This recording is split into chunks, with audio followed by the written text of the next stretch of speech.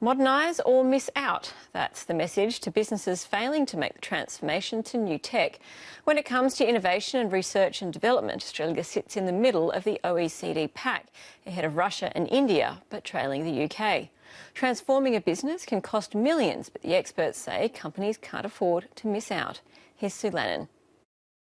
Gus Medina started making parts in his garage in 1974. Now his children are running a business which exports around the world. We've had to change to adapt to different changing events in the industry, but mostly technology has played a big part, and also our customer base has also changed.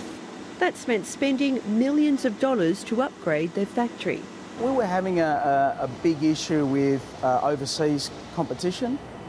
We believe that for us to succeed, we needed to invest in equipment, and that's what we've done over the last 15 years.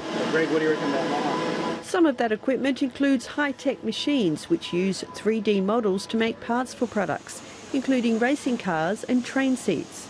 Medina Engineering has been manufacturing here in suburban Sydney for nearly 50 years. It makes parts and machinery for industries including defence, mining and construction. It even makes astronomy equipment. While firms like Medina are spending big on technology and seeking expert help, only around half of Australia's manufacturers are innovating.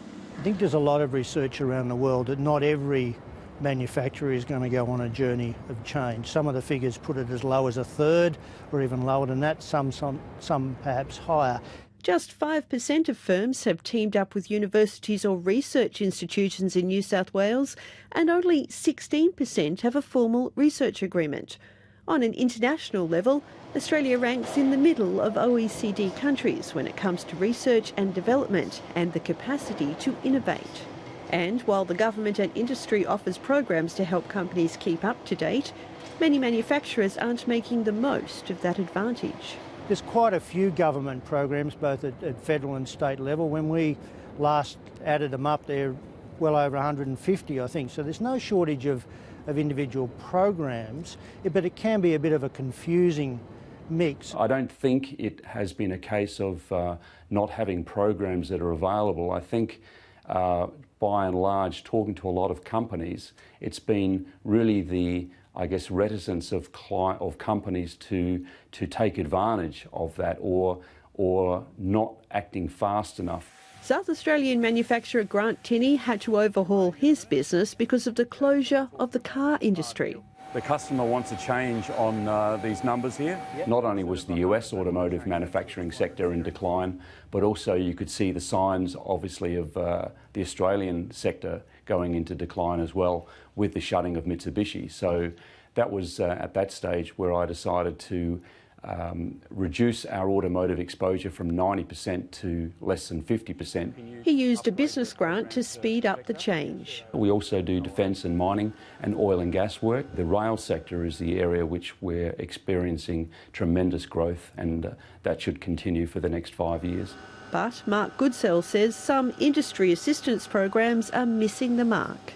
And the real trick, I think, for government programs is to make sure that they're flexible enough to meet the needs of the individual companies, because every transformation story is slightly different and it's not really a one-size-fits-all game. The Medinas agree that staying afloat as a local manufacturer requires strategy and collaboration. I believe if you're not investing in your business these days, then the future will be very slim. You can't compete against people who have the equipment, and that's how it works. So before, when our pool was smaller, we were very isolated, we could compete for work. But now we've realised that if we don't work together and that job goes overseas, it'll be overseas forever, and we've lost it. It's the survival of the fittest in an increasingly disrupted world.